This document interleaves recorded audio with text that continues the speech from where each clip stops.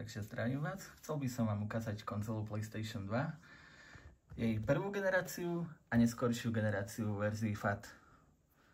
Ukážeme si rozdiely, trošku z pohľadu technických parametrov a takisto trošku gameplayu. Takže prv si predstavíme túto samoprvú generáciu, kedy vyšla dňa 24. novembra 2000. Je to úplne prvá generácia konzoly PlayStation 2. Hneď tu máme na boku novšiu, tá je o rok novšia, to je tuším nejaký september, október 2001. Táto je označenie 30004, toto je označenie 34000R. Hlavné rozdiely už hneď vidíte spredu, keď si ju takto ukážeme. Tak. Hneď vidíte rozdiely vo ventilačných otvoroch. Táto prvá generácia mala trošku vyššie tie ventilačné otvory ešte usporiadané. Takisto je trošku na písky, neviem, či to bude vidieť. A teraz nám to zaostrilo. Trošku tá ikona USB je trošku iná a takisto nápis iLink je vyššie. V tejto neskôršej revízii už to bolo trošku inak. Nápis iLink je nižšie a ikona USB je trochu iná. Ikona, respektíve znak. Tak, ako tu už môžete vidieť cez ventilačné otvory, zo spodu vedie zdroj. V tejto konzoli je zaujímavo umiestnený zdroj a základná doska. Základná doska ide dolu. Hneď vám môžem ukázať, ako vyzerá základná doska z toho pôvodného modelu. Bohužiaľ, z toho druhého modelu nemám a tento druhý model som nechcel rozoberať preto, lebo konzola je ešte zapečatená, tak to by bola škoda rozoberať ešte zapečatenú konzolu. Takže tu je z tohto originálneho modelu základná doska. Základná doska bola úplne malička, čo si myslím, že to bolo fakt krásne usporiadané, proste veľmi maličká doska. Takže tu máme hlavný procesor Emotion Engine, ten je taktovaný na 294 MHz. Neskoršie Slim verzie už mali taktované na 300 MHz. Toto je grafický čip, Graphic Synthesizer. Tu je 32 MB RDRAM. Tuto je ďalší čip, ten sa stará vlastne o vstupné, výstupné parametre a emuláciu PlayStation 1. Čiže je to, tam je tá emulácia nie softverová, ale priamo hardverová emulácia ešte. To proste kopíruje čip PlayStation 1, aby išli na tom spúšťať bežné hry z PlayStation 1. Tuto máme rôzne radiče. To si myslím, že radič, neviem presne, ale mne sa zdá, že je to radič USBčka. Tu by sme mali mať radič pevného disku a ďalších periférií. Tu je radič video výstupu. A ďalšie. Táto doska už je poškodená, ako vidno, že už čo si prežila. Mám tento ešte jeden PlayStation na náhradné diely a z toho som práve vybrakoval dosku, pretože malo už nefunkčnú základnú dosku. Tak ako tak technologický skvost. Sa rád na ňu pozriem. Takže doska je umiestnená asi takto zo spodu. V tomto druhom modelu doska už išla celou tou konzolou bola spojená. Toto bolo na také, by som povedal, také menšie kusy. Tu bola základná doska, zhora bol niekde v tej časti umiestnený zdroj, DVD mechanika a to bolo, no a ešte z spodu klietka na pevný disk. To bolo prakticky všetko. Tak, a tu už zhora bol chladič z základnej dosky a DVD mechanika. Stroj bol zo spodu, kde ho tu vidno v tomto mieste. No a stroj bol v týchto novších revíziách pomalu rovnako veľký ako tá doska. teraz si ukážeme konzoli zo zadu. Počkaj, skúsime to. Tak, ops. Budem to musieť tak podržať, čiže nám to nezletelo. Alebo dáme si ich takto. Tak, zo zadnej strany tiež vidno pár odlišností medzi originálnou revíziou a neskoršou revíziou. Tak, musím to trošku dať ďalej, aby bolo vidno. Takže my si to ukážeme skôr tak, teraz nám to lepšie zaostrí. Mám tu málo miesta a proste ťažko sa mi to natáča, tak aspoň tak z blízkosti. Takže hneď prvý znak pri prvej revízii je ešte nápis z boku Expansion Bay. Ops, kde sa umiestňoval pevný disk. Ježiš. Tak to vyzeral slot, kde mal ešte taký plech. V neskorších revíziách, keď ste vybrali za slepku, plech už nebol. Takisto zozadu ešte bolo sieťkovanie aj na ventilátoru. Vidíte, je to prvá revízia. Tuto ešte aj vidno, kde si 2000. A tuto na boku, tu je 2000. Prakticky sú tam drobné zmeny, čo sa toho všetkého týka. Tak a teraz si ukážeme na tejto. Vidíte, tu už je len plast. Takisto už z boku vidno samotný stroj a tu už proste tá sieťka chýbala. Vidíte, je ešte kompletne zapečatená. Tá je proste v perfektnom stave. Túto konzolu vlastním už 2 roky, túto konzolu vlastním už cca 5 rokov. Takže teraz si môžeme pozrieť, ako fungujú. Pozrieme si, aký je rozdiel hlavne, čo sa týka rýchlosti načítavania mechaniky. Keďže prvé revízie PlayStation 2 sú známe tým, že mali dosť, ale dosť nespoľahlivú mechaniku. Čiže bolo tam dlhšie načítavanie, niekedy tie disky nenačítalo správne, alebo vôbec nechcelo načítať. Často tam odchádzali potom laserové jednotky. V tejto nasledovnej revízii ten problém už bol zvládnutý, si myslím celkom bravúrne. Hoci ešte hlučnosť ventilátora bola dosť veľká.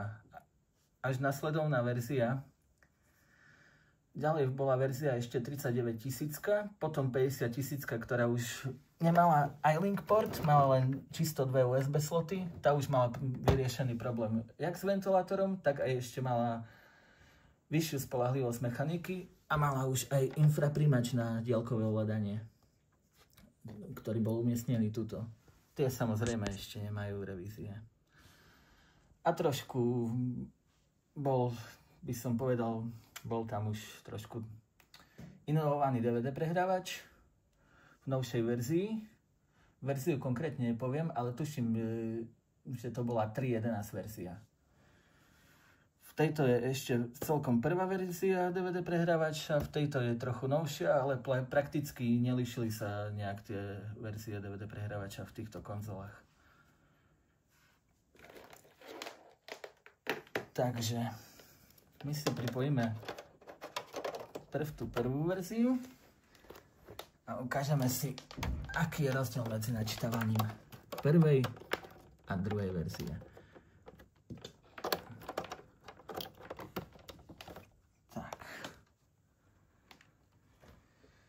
Takže vezmeme si napríklad hru legendárnu Gran Turismo 3, to proste vtedy ukázali, ako sa uberala grafika na PlayStation 2 zavratnou rýchlosťou. Lebo proti Gran Turismo 2 Gran Turismo 3 už mala fakt poriadnu grafiku. Tak, držíme si pamäťovú kartu. Dosku dáme preč. Tak. A samozrejme, dáme si ju takto. Otočíme si logo. Zapneme. asi vytiahnem statív.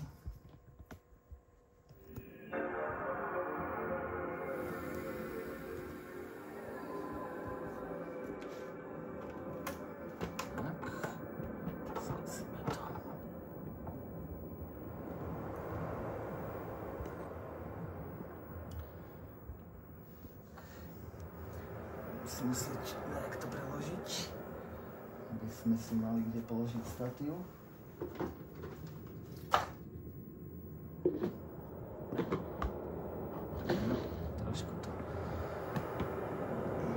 Trošku mám blbý statív, takže to nechce dosť dobre držať. Rozmýšľam, že na čo to položím.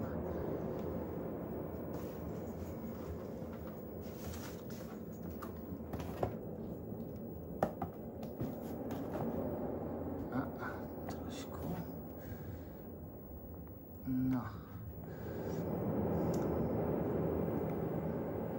Ja to zatiaľ zastopujem a uvidíme sa. Takže problém sme vyriešili, mám ho na statívu už krásne umiestnený a všetko je v poriadku. Tak trošku by som to ešte poposunul, keď sa dá. A teraz je to výborné. Teraz je to v poriadku. Takže pustíme si Gran Turismo 3 a teraz sledujte, ako tejto prvej verzii ešte dlho trvá načítavanie. Krásne pôjdeme od začiatku, od resetu. Tak, disk je vložený.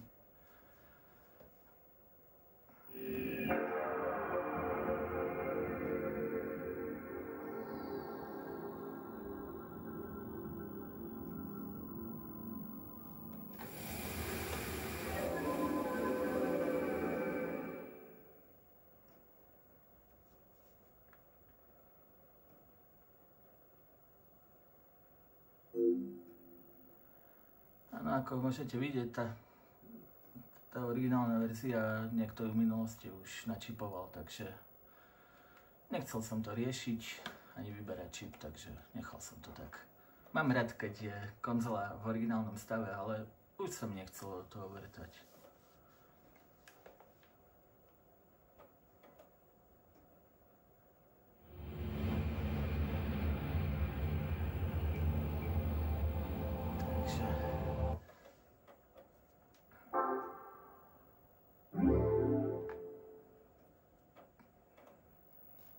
Takto. Ono prakticky, niektoré hry idú aj svižnejšie, by som povedal. Nejdú ako, že by ich dlho načítavalo. Ono skôr to prvé načítavanie je také dlhé. Trošku stiším.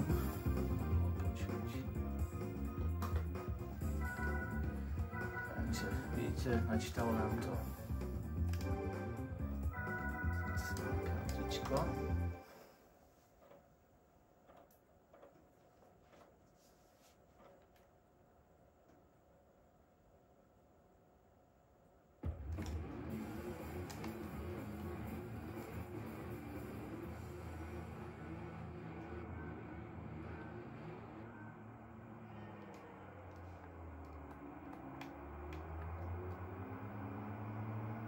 Takže takto. Dobre, tu by som asi to ukončil a teraz prejdeme na tú novšiu revíziu 30 004 eur.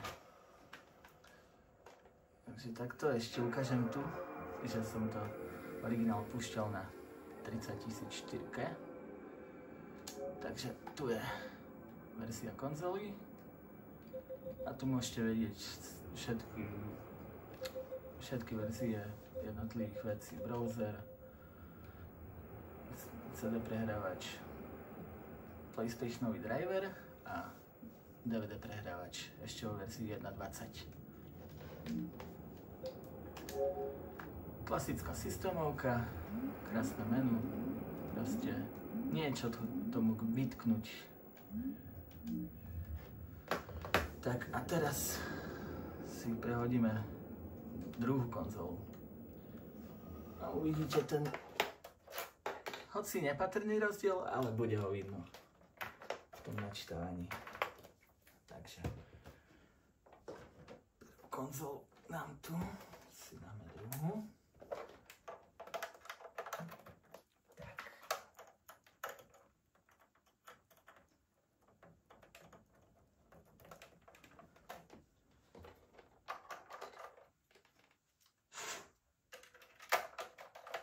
Takisto by som porovnal aj verziu PlayStation 2 Slim, ale PlayStation 2 Slim nevlastním. Mal som kedysi PlayStation 2 Slim, ale strašne mi vadila tá problematika tých mechanik, keďže to dosť tam mi odchádzali buď dosť ti odchádzal laser, alebo mi proste furt ten flex kabel sa odlepoval a potom to ničilo CDčka. Takže PlayStation 2 Slim je krásna, ale proste ja ju neznášam kvôli veľkej poruchovosti mechanik. No a tú prvú verziu mám skôr taký technologický skvost, pretože tá prvá verzia je dosť vzácna. A ešte chcel som povedať tiež cenu. V dobových článkoch som čítal, že táto konzola stala na Slovensku pri vydaní niečo cez 26 000 korún, takže to nebola úplne malá suma. No a neskoršia verzia, viem, že stala niečo cez 20 000, tá rok novšia. Keďže sa už tam urobila nejaká iná iná technológia, trošku nízka integrácia čipov, vysoká integrácia čipov, tak nízka bola samozrejme staršej revízii, tak samozrejme aj tie výrobné náklady klesli. Takže teraz si ukážeme druhú konzolu.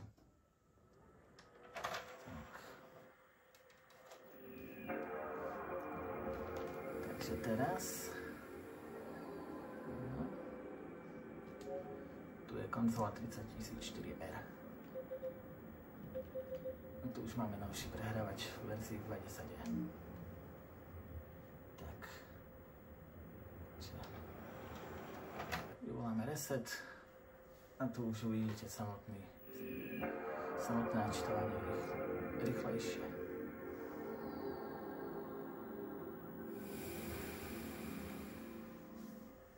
No a keby ste mali slim verziu, je ešte rýchlejšie načítavanie, keďže procesor buď to bolo už spôsobené procesorom, že bol viacej taktovaný, alebo možno aj tou mechanikou.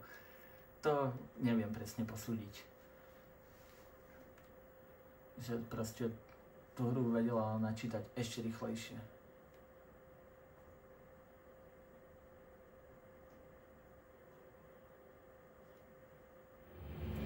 Ale vidíte, je tu trošku rozdiel v rýchlejšom načítavaní.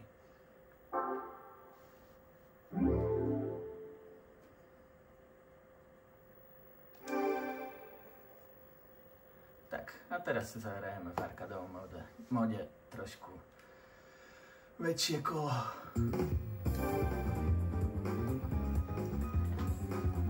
Ohľadom tej DVD mechaniky tiež som ešte zabudol povedať nejaké tie parametre.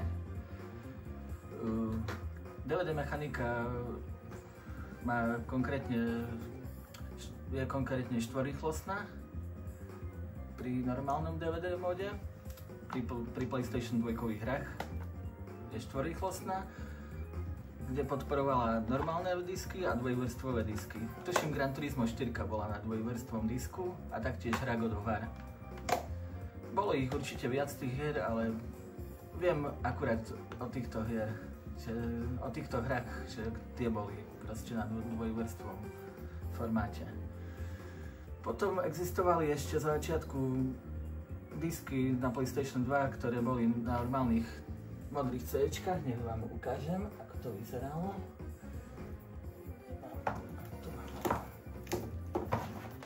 Takže tu je rozdiel. Klasický modrý disk. Tam bola rýchlosť 24 krát, takže oproti PlayStation 1 to bol riadny skok, keďže PlayStation 1 mala len dvojrýchlostnú mechaniku, ale určite aj o PlayStation jednotkách na budúce video nejaké nahrám, takže určite sa máte na čo tešiť. No a v brzkej budúcnosti by malo pribudnúť ešte ďalšie video o PlayStation 3, keďže chcem si opraviť PlayStation 3 dosť vzácnu. Ide o 60 GB model, určite viete, o čo sa jedná. 60 GB model, ktorý ešte mal kompatibilitu na PlayStation 2 emuláciu. Hoci nie úplnú, ale aspoň čiastočnú. Čiže spreju mala 4 USB konektory a čítačku pamäťových kariet. Takže to v budúcnu ešte opravím. Chcem opraviť tú proste konzolu. Takže určite budú aj ďalšie videá. Tak, dáme si trošku kolo a týmto by som ukončil video pomaly.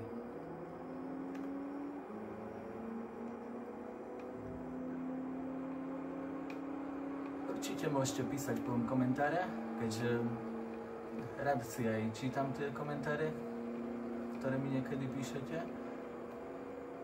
No a som zvedavý, že ako sa vám to video páčilo, čo by bolo lepšie zmeniť a tak. Hoci natáčam zatiaľ v bojových podmienkach, no ale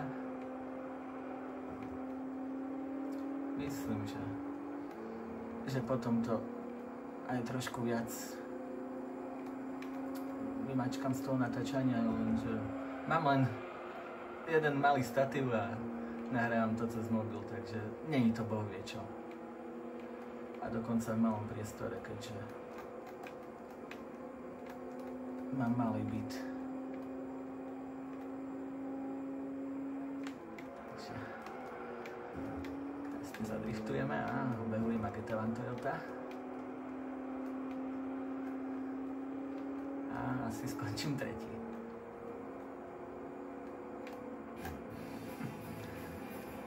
Takže asi toľko by som k tomu ukázal. Určite budú ďalšie videá, len proste niekedy si nájsť čas je dosť také. Ale snažím si ho vždy nejako nájsť ten čas. Takže ďakujem za pozretie a vidíme sa pri ďalšom videu.